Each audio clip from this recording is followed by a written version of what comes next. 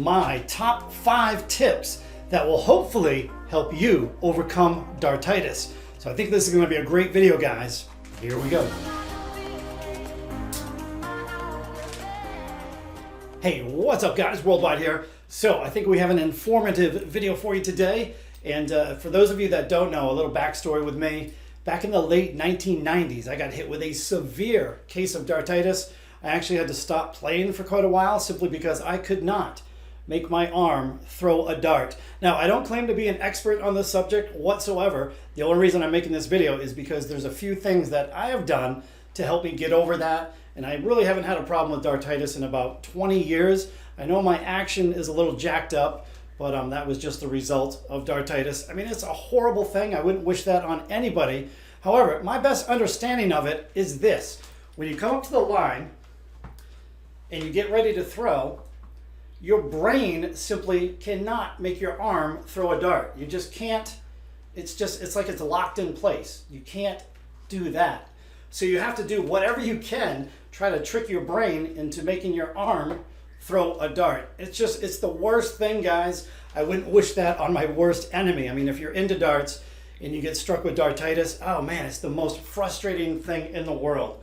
And again, you just get kind of stuck in this position and you can't make your arm do that.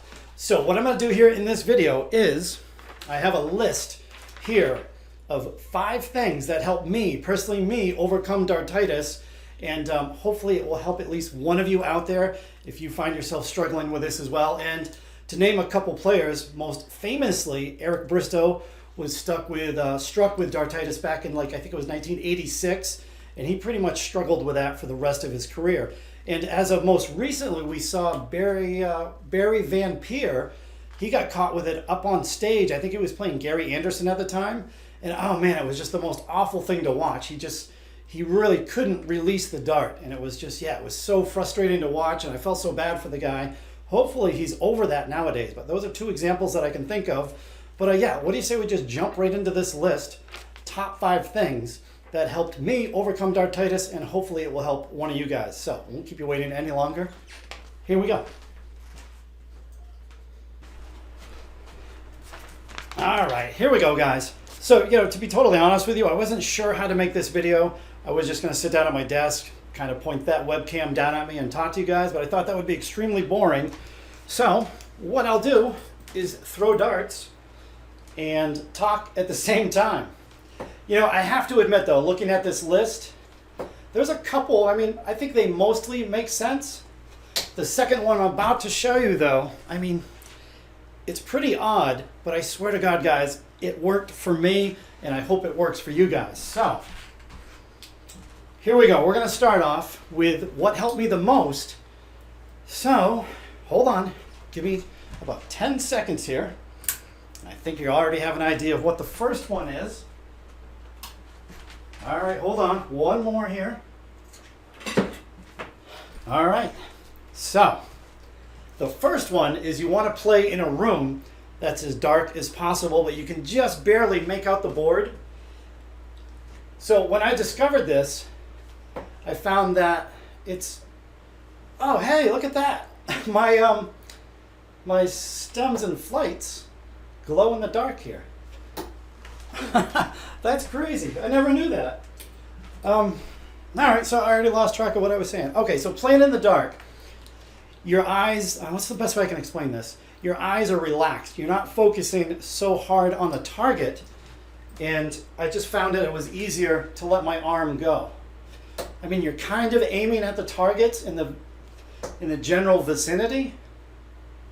And I just find it's a lot easier to throw in a, hey, what is that? That's hey, that was a 125 in the dark. But yeah, I just find it's very relaxing to throw in a poorly lit room. And that really helped with my dartitis quite a bit. So at nighttime, maybe I'd play by candlelight. Yeah, you can even use maybe a candle in your room. Again, just enough light so where you can see the board. And that is cracking me up right there with these flights. The Q-Sol stem and flight combo, it appears, look at that. They glow in the dark. So there it is, guys. There's my number 1 thing that helped me playing in a dark room. So yeah, use a candle or maybe even like a small little lamp and just barely keep the room lit where you can just make out the dartboard. So there it is, guys. There is my number one thing, play in a dark room. Hopefully that helps. Okay, we got the lights back on, and for number two, like I said, this one's kind of odd. I just use a normal tennis ball. I suppose you could use like a racket ball or whatever is equivalent to that. But yeah, a tennis ball works fine. And the whole entire idea behind this is just to get your arm moving. Because like I said, when you have dartitis, your arm is just frozen. You can't, you know, for some reason there's a short circuit with your brain to your arm and you just can't do that. So I found out that when I used a tennis ball, and I would aim right in the middle of the board at the bullseye, just over and over, probably for a couple minutes in a row, or maybe just, you know, throw 3 balls, take a little break, kind of like get in that rhythm the same as you would with darts, and then throw 3 more. Again, kind of right in the middle of the board. And I know that sounds strange, but it really did help. So like I said, I would do that for a couple minutes to start off the night when I was playing darts. And of course I'm doing this in my house, not out and about. So then after you throw the tennis ball, then you try throwing a dart. And you should be able to let them go. It might take a little bit longer than a couple minutes with a tennis ball, but that's how I started my night out back when I had dartitis really bad. I used a tennis ball quite a bit. And you can move it around, throw it the treble 20. Ooh, I think that was a 1. That was a 5. But I think you guys get the idea. Just practice quite a bit with a tennis ball or a racket ball. And I know it sounds strange, but that helped me quite a bit. And you can even combine them, turn the lights down a little bit, play with a tennis ball or a racket ball, and it will help. So give it a try. Let me know if it works. Okay, for my next tip, I'm going to combine the third and fourth tip because I think they go together. So a little backstory, when I started playing back in the day, I used a 24-gram dart, and it was actually rather grippy.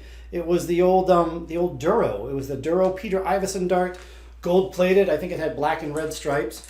So that was the dart I used, and that's when I got hit with dartitis. So I went to a tournament one day. Boom, get in. So I went to a tournament one day, and this is what happened. A friend of mine had a set of soft tip darts on the table or whatever, so I picked them up, just tried them out purely by accident. I don't even think I've ever seen a set of soft tip darts, and I believe they were, 14 or 15 grams. So I started playing with those things, and honest God, like right away, my dartitis vanished. So instead of using a 24-gram dart, which is kind of on the heavy side, and a grippy dart, I was now playing with a super light dart with hardly any grip. And like I said, dartitis went away almost immediately. So I switched out my heavy darts for something light with a very mild grip. That was funny. I opened up with a 180. I just took those things out of the rack. So yeah, these are my Frankensteins. I think they weigh 11 grams. And I'm not saying you have to permanently switch to a lighter dart. I'm not saying that at all. You can still use your normal darts, whatever they may be, doesn't matter what they weigh. But I would recommend that when you start your warm-ups, maybe grab something super, super ridiculously light with very mild grip, because the key here is you want to get the dart out of your fingertips. You don't want anything sticking to it. You don't want to use, I think I have a razor grip dart somewhere, but you don't want to use like razor grip where it sticks to your fingertips. I mean, you just want to get that dart out of your hand as easily as possible. And sometimes when you have a really grippy dart or a heavy dart, your mind, it plays weird tricks on you, and it's just hard to release the dart. So that's my recommendation.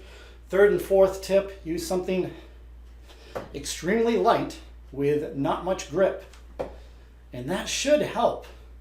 It might be just temporary, but I think in the long run, it will help. Just, like I said, start off your warm-ups with a really light dart, And then as your arm gets used to releasing the dart, then you can switch back to your normal darts. Hopefully the problem goes away permanently, but I think that's more of a temporary fix. But yeah, light darts, not much grip, number 3 and number 4. So one more tip, guys.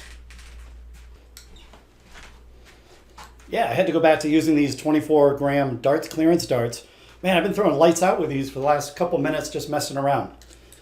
Okay, so for the 5th and final tip, I think this has a lot to do with dartitis, but it also has to do with all of darts. And I know there's not much control over this, but it helps to be in a good frame of mind when you're playing darts, especially high-end competitive darts. You know, if you're going to league or a tournament. So going back, like I said, to the late 1990s is when I got hit with dartitis. Awful case of it. Like I said, I had to stop playing darts for a while.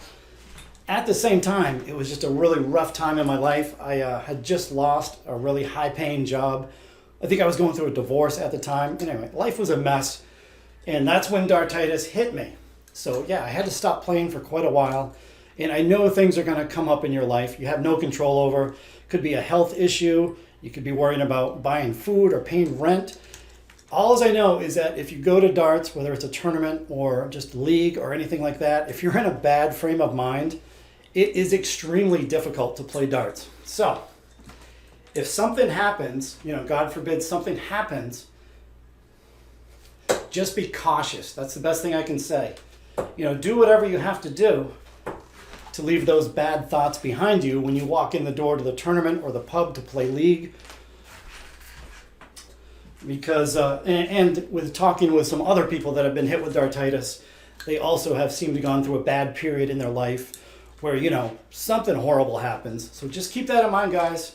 I don't know what you could do to really avoid that. Meditation maybe, or, you know, just if you're good at walking in the door and leaving all your troubles behind while you're playing in dart league or a dart tournament, then try to do that. Because if you bring a bad frame of mind to the dartboard, man, I don't think that's going to be good at all. But speaking of good frame of mind, man, really enjoying these darts clearance darts. I wish they would make more of these things. So, well, there it is, guys. There's my top 5 tips. I really hope they help because, like I said, I wouldn't wish dartitis on anybody, not even my worst enemy, because it's just like, it's the worst thing in the world. So let me know. Try some of these out. Let me know if it helps. I really hope it does. And let me know what you think of the video down below in the comment section. So until next time, guys, we will see you on the next video. Later.